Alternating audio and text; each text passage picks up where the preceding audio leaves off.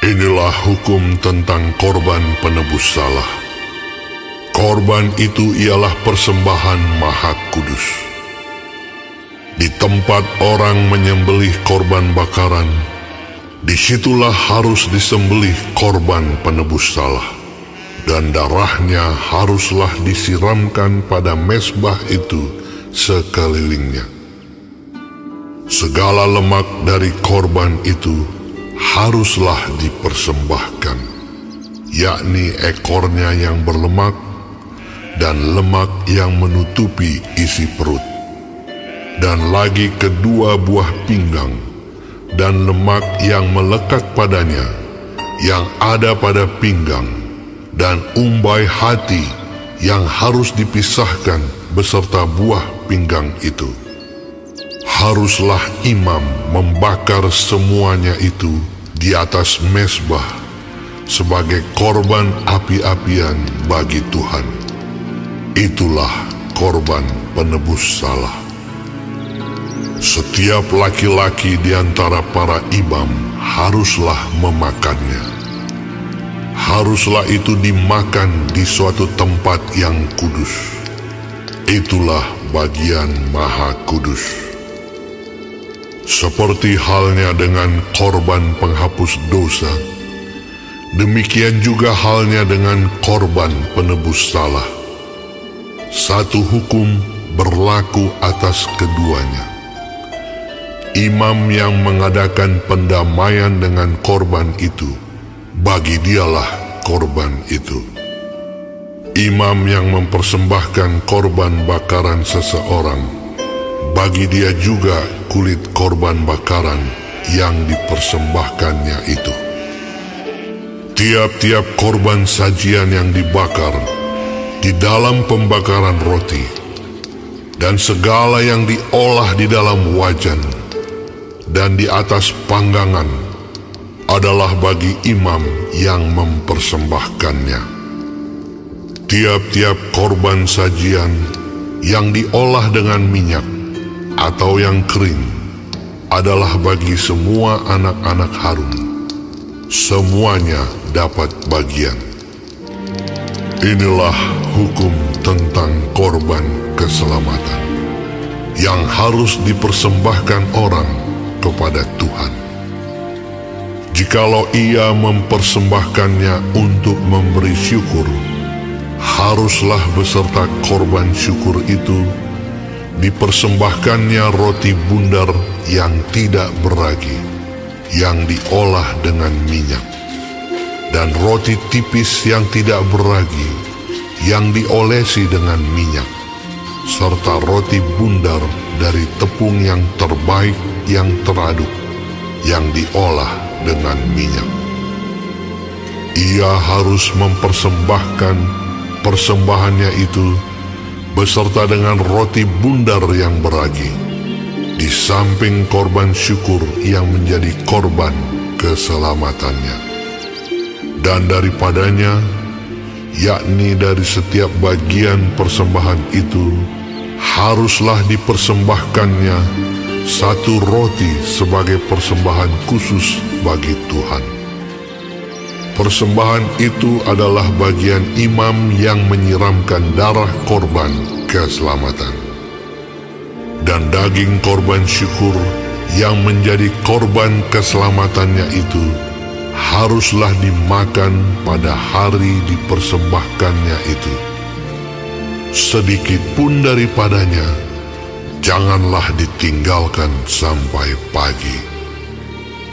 Jikalau korban sembelihan yang dipersembahkan itu merupakan korban nazar atau korban sukarela, haruslah itu dimakan pada hari mempersembahkannya, dan yang selebihnya boleh juga dimakan pada keesokan harinya. Tetapi apa yang masih tinggal dari daging korban sembelihan itu sampai hari yang ketiga, haruslah dibakar habis dengan api. Karena jikalau pada hari yang ketiga masih dimakan dari daging korban keselamatan itu, maka Tuhan tidak berkenan akan orang yang mempersembahkannya, dan korban itu dianggap batal baginya, bahkan menjadi sesuatu yang jijik, dan orang yang memakannya harus menanggung kesalahannya sendiri. Bila daging itu kena kepada sesuatu yang najis, janganlah dimakan, tetapi haruslah dibakar habis dengan api. Tiap-tiap orang yang tahir boleh memakan dari daging korban itu. Tetapi seseorang yang memakan daging dari korban keselamatan yang untuk Tuhan, sedang ia dalam keadaan najis, haruslah nyawa orang itu dilenyapkan dari antara bangsanya. Dan apabila seseorang kena kepada sesuatu yang najis, yakni kepada kenajisan berasal dari manusia, atau kepada hewan yang najis, atau kepada setiap binatang yang merayap yang najis, lalu memakan daripada daging korban keselamatan yang untuk Tuhan, maka haruslah nyawa orang itu dilenyapkan dari antara bangsanya. Tuhan berfirman kepada Musa, "Katakanlah kepada orang Israel, segala lemak dari lembu, domba, ataupun kambing janganlah kamu makan.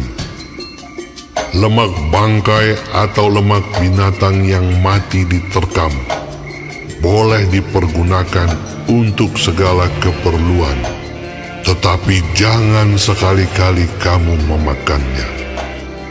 Karena setiap orang yang memakan lemak dari hewan yang dipergunakan untuk mempersembahkan korban api-apian bagi Tuhan, nyawa orang yang memakan itu haruslah dilenyapkan dari antara bangsanya. Demikian juga janganlah kamu memakan darah apapun di segala tempat kediamanmu, baik darah burung-burung ataupun darah hewan. Setiap orang yang memakan darah apapun, nyawa orang itu haruslah dilenyapkan dari antara bangsanya." Tuhan berfirman kepada Musa demikian, "Katakanlah kepada orang Israel, orang yang mempersembahkan korban keselamatannya kepada Tuhan, haruslah membawa kepada Tuhan sebagian dari korban keselamatannya itu sebagai persembahannya. Dengan tangannya sendirilah harus ia membawa segala korban api-apian Tuhan.